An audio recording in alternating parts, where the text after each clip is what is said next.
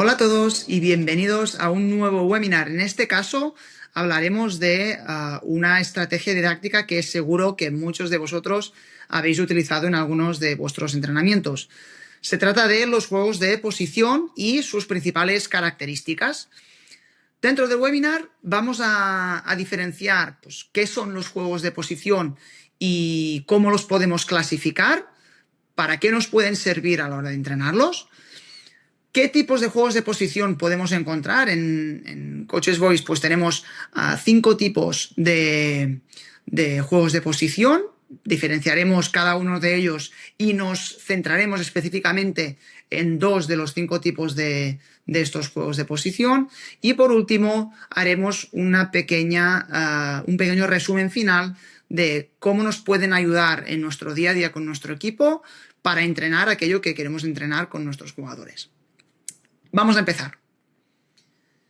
Bien, primero de todo vamos a definir y clasificar qué son los juegos de posición.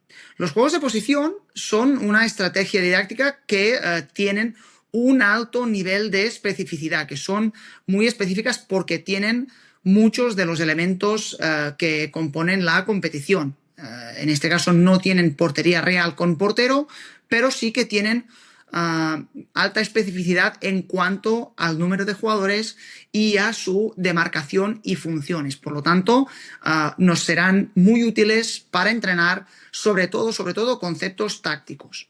Además, hay que decir que estos jugadores actuarán en una demarcación concreta. Por eso se llaman juegos de posición. En un juego de posesión, por ejemplo, los jugadores se mueven libremente por el espacio y no responden directamente a una posición en concreto. En cambio, los juegos de posición, como ya su nombre indica, los jugadores se encuentran actuando dentro de una demarcación específica. Por lo tanto, tendrán que respetar las funciones que tiene esa demarcación, ya sea un central, ya sea un lateral, ya sea un medio centro, un delantero centro, etcétera, etcétera. Y se contemplan todas las fases del juego, aunque daremos prioridad a una de las fases, ya sea fase ofensiva, fase defensiva, transición ataque-defensa o transición defensa-ataque, para poder priorizar ciertos contenidos o comportamientos que queramos entrenar con este juego de posición que estemos utilizando. Entonces, ¿cuáles son las principales estructuras que se implican en los juegos de posición o las que más habitualmente aparecen en ellos? Ahí encontraremos 3. Principalmente la estructura cognitiva como estructura preferencial, después la estructura condicional como estructura secundaria y por último la coordinativa como estructura complementaria. ¿Cómo va a influir la estructura cognitiva? Pues ayudará a poder entrenar principios y subprincipios de juego que tenga el equipo dentro del propio modelo de juego, dentro de su idea de juego, y perfeccionará o ayudará a perfeccionar funciones y responsabilidades de cada jugador. Básicamente nos ayudará a entrenar todo lo que esté relacionado con el modelo de juego del equipo y a nivel más individual a aquellos fundamentos, ya sean básicos individuales o colectivos o ya sean fundamentos individuales por demarcación, de línea o incluso universales, que puedan ayudar a optimizar el rendimiento individual y colectivo de nuestros jugadores. También decimos que aparece la estructura condicional como secundaria, porque el ritmo de juego que implica el juego de posición será muy parecido al real y por lo tanto nos ayudará a entrenar de forma secundaria la resistencia específica del juego. Los juegos de posición, como ya son de preferencia táctica, los utilizaremos sobre todo para la estructura cognitiva, como decíamos, pero a su vez permitirán entrenar otras estructuras. Y la estructura condicional aparecerá de forma muy específica porque los esfuerzos que hagan los jugadores serán esfuerzos muy cercanos a lo que hacen en la competición, por su demarcación. Ya por último, la estructura coordinativa, porque son acciones con y sin balón muy específicas y por lo tanto el tipo de pase que tendrá que hacer el jugador, el tipo de conducción, comportamientos que tengan que realizar a través de su demarcación concreta, pues harán que sean mucho más específicos. Por lo tanto, como vemos, son un formato de estrategia didáctica que nos acerca muchísimo a las demandas del juego real. ¿Qué tipos de juego de posición podemos encontrar hoy en día y que nos pueden ser útiles para entrenar esos conceptos que ya venimos diciendo? Nosotros diferenciamos 5 tipos. El primero son los juegos de posición de ventajas. Los juegos de posición de ventajas utilizan básicamente muy pocos jugadores y muchísima superioridad ofensiva con varios comodines, ¿vale? Aquí tenemos un gráfico de ejemplo donde podemos ver el juego de posición de ventajas y cuánta superioridad numérica tiene a nivel ofensivo. Después tenemos el juego de posición reducido, que es muy parecido en cuanto a características al juego de ventajas, pero en este caso hay menos superioridad ofensiva, hay menos comodines en este caso, ¿vale? Después tenemos el juego de posición bidireccional, que tiene ya muchos más jugadores que estos 2 juegos de posición anteriores y tiene un máximo de 3 comodines ofensivos, ¿de acuerdo? La diferencia con los anteriores es que hay muchos más jugadores y lógicamente el espacio también va a aumentar. Después está el juego de posición unidireccional, muy parecido al juego de posición bidireccional, con la única diferencia de que ambos equipos atacan y defienden el mismo espacio, ¿vale? Por eso se le llama unidireccional, porque solamente tiene una dirección de juego, ¿sí? Y ya por último, el juego de posición real, que ya es muy cercano a la realidad del juego, es el que es más específico, tiene más elementos del juego real y, lógicamente, mayor número de jugadores y mayor espacio, lógicamente, que los reducidos y de ventajas. Muy parecido también en cuanto a espacio al bidireccional o unidireccional, ¿vale? Entre 9 y 11 jugadores. Aquí hay que tener en cuenta pues, que no hay porteros ni porterías. Es todo sin estos elementos, ¿vale? Nosotros nos centraremos en este webinar a profundizar sobre los juegos de posición de ventajas y los bidireccionales, ¿sí? Vamos a ver las características del juego de posición de ventajas. Dentro de la sesión de entrenamiento los utilizaremos o los recomendamos utilizar tanto en la fase de activación como en la subfase principal. ¿Por qué? Porque tienen muy pocos jugadores y, aunque es una tarea con un nivel de especificidad relativamente alto, hay otras tareas que no sean juegos de posición que nos darán mayor especificidad que el juego de posición de ventajas. Por lo tanto, nos servirá para introducir ciertos contenidos o situaciones de juego que queramos trabajar en la sesión de entrenamiento, ¿vale? Y por eso los ubicaremos normalmente en fase de activación o antes de la tarea principal de la sesión. Como características, vemos que hay 2 equipos y que utilizamos como mínimo 3 comodines, como máximo 4 comodines, tanto por dentro como por fuera podemos utilizarlos, ¿vale?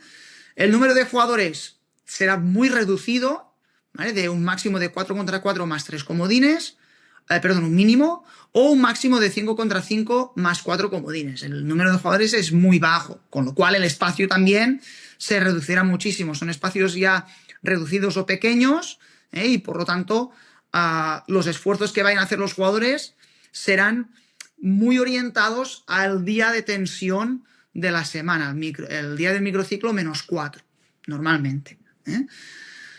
¿Cómo podemos puntuar con estos juegos de posición de ventajas?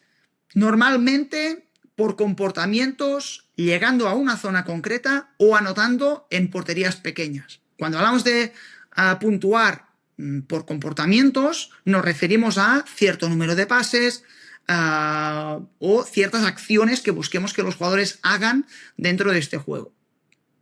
Y nos servirán para entrenar habilidades perceptivas, fundamentos básicos individuales con y sin balón, fundamentos básicos colectivos y fundamentos colectivos universales, principalmente, ¿vale? ¿Por qué nos recomendamos entrenar, como decíamos al inicio, ¿no? Aspectos del modelo de juego o fundamentos individuales por demarcación o de línea?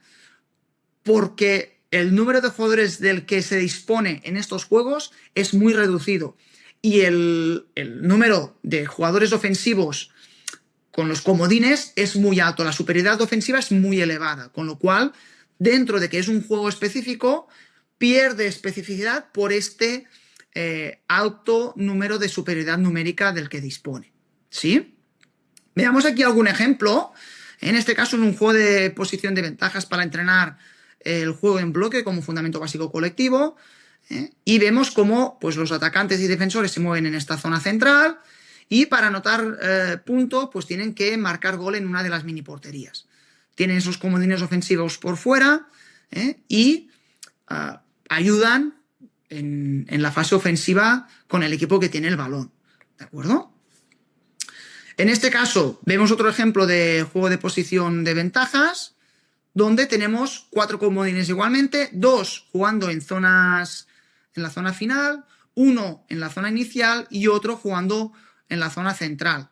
En este caso, el equipo cuando recupera el balón se ubica tal y como nosotros especificamos en cuanto a la demarcaciones, a posiciones y lo que buscamos en este caso pues es crear y ocupar espacios para encontrar líneas de pase que nos permitan progresar en el juego. ¿Vale? Aquí lo podemos volver a ver, los jugadores del equipo naranja se mueven para generar líneas de pase. Ahí está. ¿Sí? Jugador sin balón será el importante en este caso, ahora para el equipo blanco, para moverse y crear espacios que puedan aprovechar los compañeros. ¿Sí? Muy bien. Veámoslo con algunos ejemplos de tareas reales.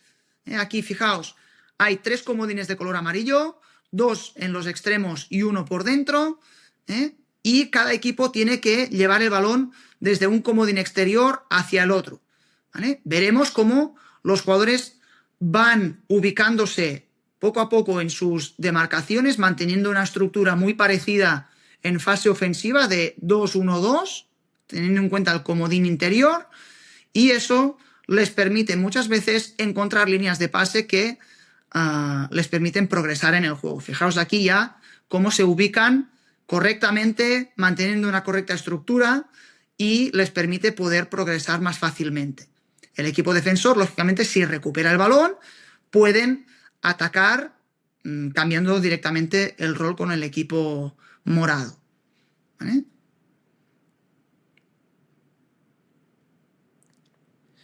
Y por último aquí otro ejemplo, en este caso un juego de posición también de ventajas, en un espacio muy pequeño, con 5 jugadores en cada equipo y 3 comodines. ¿Vale? 2 también en los extremos, 1 por dentro, que es el que puede generar un poco más de superioridad, y lo que buscamos aquí es, a través de la acumulación de pases cortos, encontrar un pase que nos permita progresar superando la línea de presión.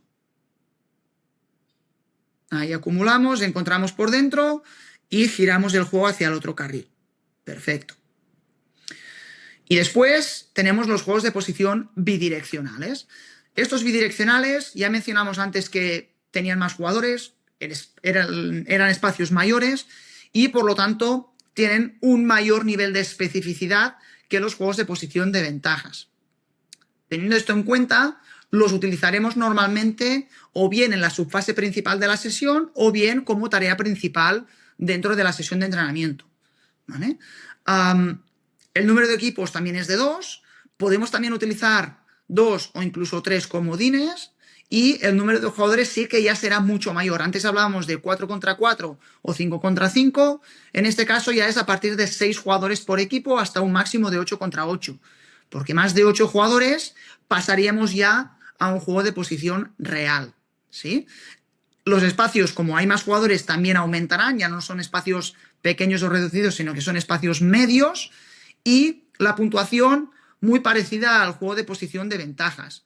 Bien llegando a una zona concreta, anotando gol en mini porterías o a través de comportamientos de algunos jugadores. En cuanto a los contenidos, ahí sí que va a haber algunas diferencias con respecto a los juegos de posición de ventajas. Por ejemplo, nos servirán para entrenar fundamentos universales, individuales por demarcación o de línea y también aspectos del modelo de juego del equipo. ¿Podremos entrenar fundamentos básicos con los juegos de posición bidireccionales? También, porque van a aparecer muchos ahí.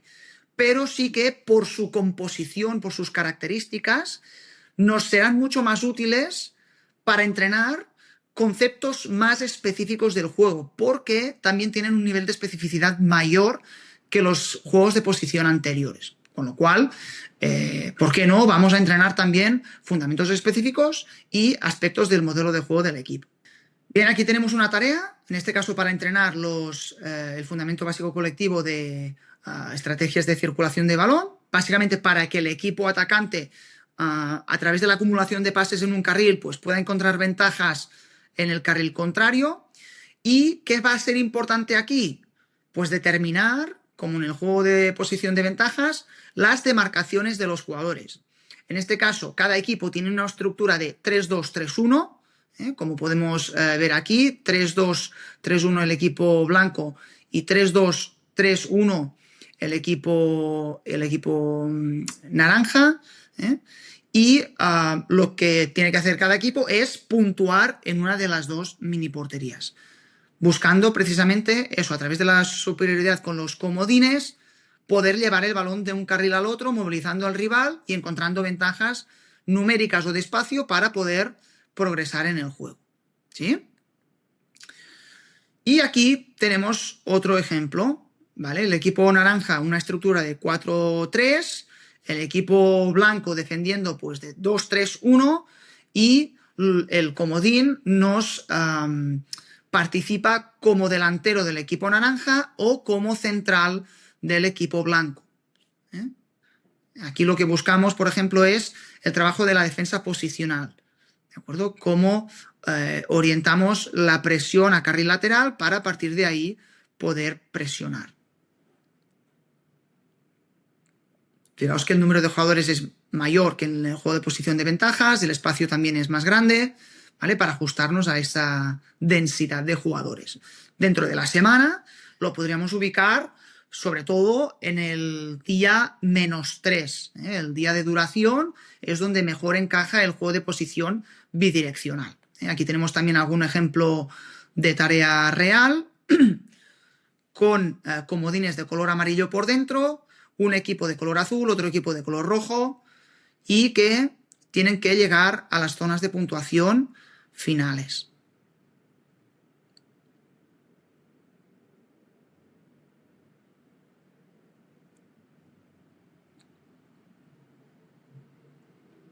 ¿Vale? Estructura del equipo ofensivo muy clara, con 3 por detrás, los comodines por dentro. Y fijaos cómo los jugadores no se cambian de posición. Aquí también tenemos otro ejemplo con una estructura de 3-3-1. Sería línea de 3 por detrás, un contención, 2 carrileros y un punta. El equipo azul ahora, línea de 3 por detrás, 3 en el medio y un punta arriba. Para defender, 4-2-1. ¿Sí? Aquí podemos determinar estructura para el equipo mientras ataca y mientras está defendiendo. Puede ser diferente. En este caso ya hemos visto que el equipo que defiende tiene una estructura de 4-2-1, el equipo que está atacando de 3-3-1. Lógicamente, la estructura que vayamos a utilizar tendrá que ayudarnos a que aparezca el contenido o los comportamientos que estamos buscando con este juego de posición.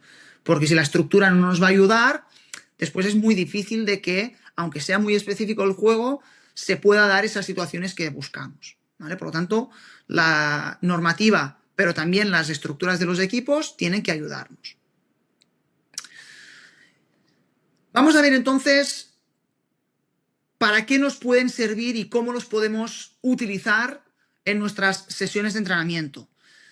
Se diferencian con otras estrategias didácticas. Ya hemos dicho que, a diferencia, por ejemplo, de las conservaciones, de los juegos de posesión, los juegos de posición tienen un alto nivel de especificidad, porque los jugadores están organizados con una estructura concreta, ya sea más jugadores o menos jugadores, pero siempre mantienen una demarcación y, por lo tanto, siempre deberán responder a unos comportamientos que van asociados a esas demarcaciones.